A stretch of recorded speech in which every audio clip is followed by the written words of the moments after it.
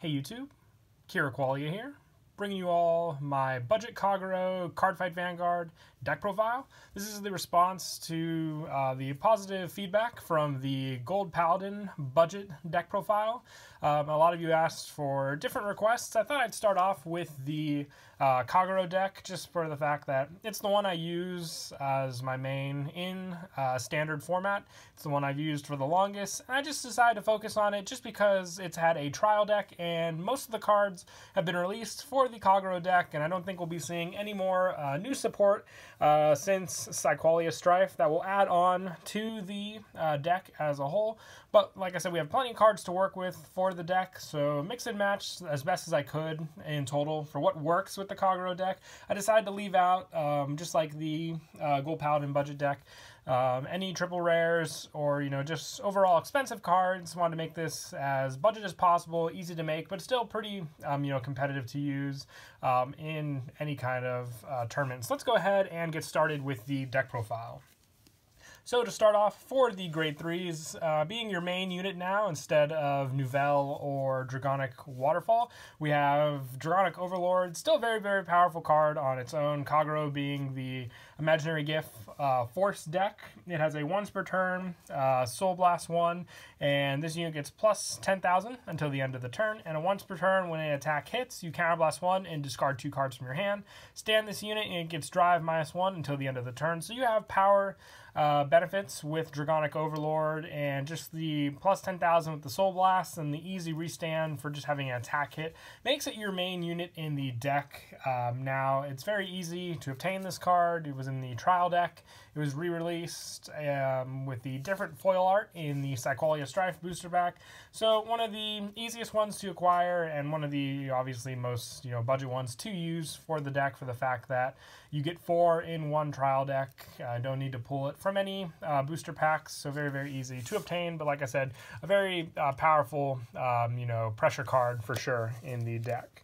Now for the backup grade 3s, I went back and forth. I decided to use Cruel Dragon, this card, compared to Waterfall. Probably isn't the best pressure-wise on the Vanguard circle, but from the hand during your turn from which your opponent's rearguard was retired, this card can be normal called to your rearguard, even if your Vanguard is grade 2 or less.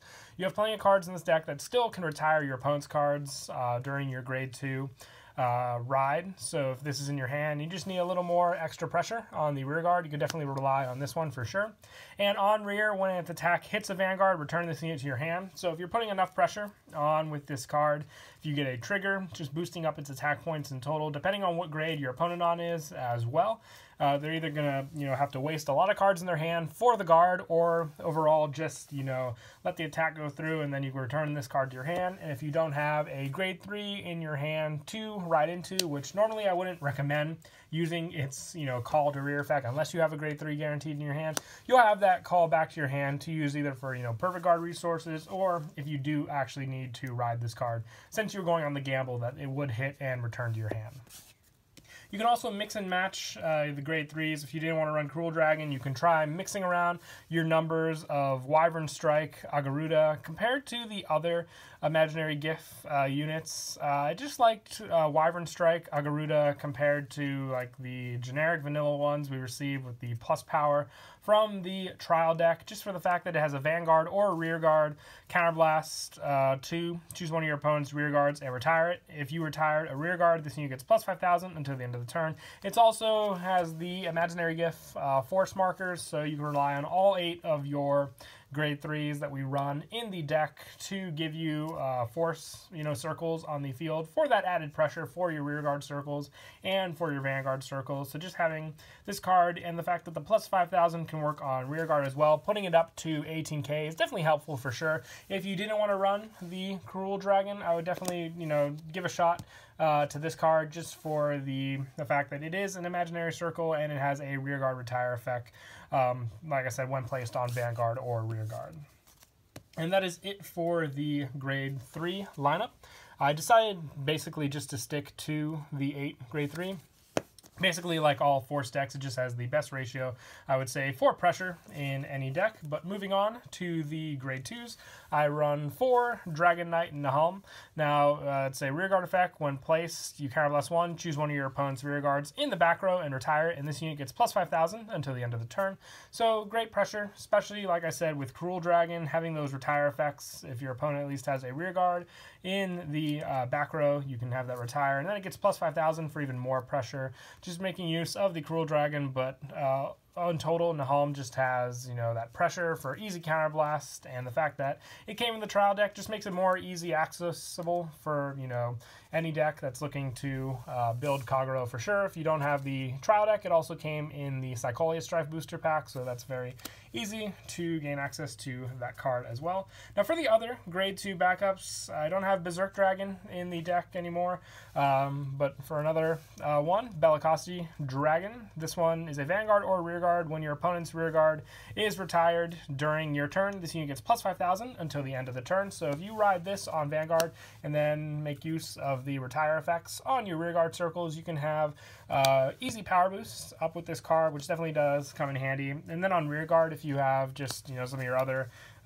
units that can retire later on in the game, you can just hit big numbers for easy pressure against your opponent, mixed in with the force markers. If you have a force marker on the same circle you use Bellicosity, attacking for 25k means your opponent will have to use up their critical triggers for their guards, their heal triggers, you name it, depending on, also if you're boosting with one of your units with Bellicosity, and they have an added power bonus as well. And then lastly, for the grade 2s, decide to stick to 3 Dragon Armored Knight. If it attacks a Vanguard and your opponent has 3 or less rearguards, this unit gets plus 5,000 to the end of that battle. So very, very easy for a power-up unit since you have plenty of retire cards. Your opponent should have 3 or less rearguards most of the time after this unit attacks. Even if you attack your opponent's rearguards and they retire them with Dragonic Overlord, you're able to at least take care of those rearguards. And then when Dragon Armored Knight attacks, like I said, just like with Bellicosity, mixed with that power and then the force marker, it can hit for some pretty big numbers against your opponent's units. And with the 25, even if your opponent gets a trigger, adding that plus 10,000 power, you should still be able to hit with both of these units against them. And that is it for the grade 2s. We'll now move on to the grade 1s. Another easy unit, just like Nahum to get for the deck. Embodiment of Armor Bar. Another rearguard effect. When placed, you counterblast 1, soul blast 1. Choose one of your opponent's grade 2 or less rearguards in the same column as this unit. Retire it, and if you have more rear guards than your opponent, this unit gets plus 5,000 to the end of the turn. So one of the most beneficial units to boost one of your, Bellicosity Dragon or Dragon Armored Knight, for the fact that they could be 13k in total. So with the force marker, if it's on rear, and then the power boost you get with those cards, 38,000. So big numbers for sure against your opponent. And the retire in the column just works very, very well with the comboing with Nahum, depending on which ones you want to get in the back row. Bar can take care of the ones in the front row. So definite 4 of this for sure in the deck as well. Same goes for Lizard Soldier, Raffia. This one is another power boost one. When your opponent's rearguard is retired during your turn, this unit gets plus 5,000 until the end of turn. So another boost, if you can combo with this and Bellicosity on rearguard, you can hit for pretty big columns just with the power boosts you do. 2 rearguard effects, just all of them better for the power boosting you can do in total. So definite 4 of this. And then for the perfect guard option, since we're going the budget route, I run 4 of the Guard Griffin. This card came out in Psycholia Strife, and it was also available in the trial deck that Kagero was released in. So getting access to an easy perfect guard for sure definitely does help. Just more over the fact that we reduced our grade 1 numbers for this card, so we could focus more on the easy access to cards for the deck. So Guard Griffin, we took out Airmo, which was more on the pricey side for people looking to build the deck. So Guard Griffin, like I said, just an easy backup to gain access to 4 perfect guards in standard format. And lastly, to finish off the grade 1s, I run 2 Dragonic Gaius. This card just definitely does help for pressure. When it boosts a grade 3 or greater unit, counterblast 1 and put this unit to your soul, and the boosted unit gets plus an additional critical until the end of that battle.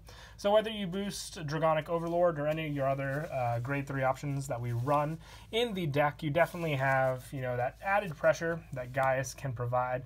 And also putting into the soul just helps with some of your soul effects as well, including obviously bar when you have to do that Soul Blast. So being able to boost it up at the cost of a grade 1 is definitely still worth it. If you wanted to mix and match some of your numbers in the grade 1s, you can even try, 3 Dragonic Gaius and maybe take out one of the Raffias and run 3 and 3 for those numbers, depending on if you have more of this card, obviously. And then for the grade 0s, your obvious starter for the deck is a Lizard Runner. Undo just the Ride Upon, draw a card effect, like all the standard starters for the deck. And then for the trigger lineup, decide to stick with the 8 critical, so 4 Embodiment of the Spear Tar and 4 Demonic Dragon Mage for the 8 critical. And then for the draw trigger, just the Red Gem Carbuncle, sorry about that, to fill in for the Wyvern Guard Bari, since we don't run it in the budget version, obviously, like I already stated before. And lastly, for the heal triggers, 4 Dragon Monk Genjo was the one that came out in Psyqualia Strife and the trial deck, like most of the cards you can put together for this deck, so very easy to get all the triggers for the deck as well. But that is it for the deck profile. I hope you all enjoyed. Like I said, definitely enjoy thinking of the different ways to build these budget decks. If you have any other requests for ones you'd like to see, be sure to comment down below, and I'll definitely look into building them for sure, since all these decks are very easy to put together price-wise, so definitely give it a shot if you're looking to try out different decks, just to get a taste of what the decks are. And like I said before, you can slowly add on to the decks to make it more, mainstream with all the, more expensive cards for sure. But until then, please don't forget to leave a like and subscribe, and Kagero Qualia out.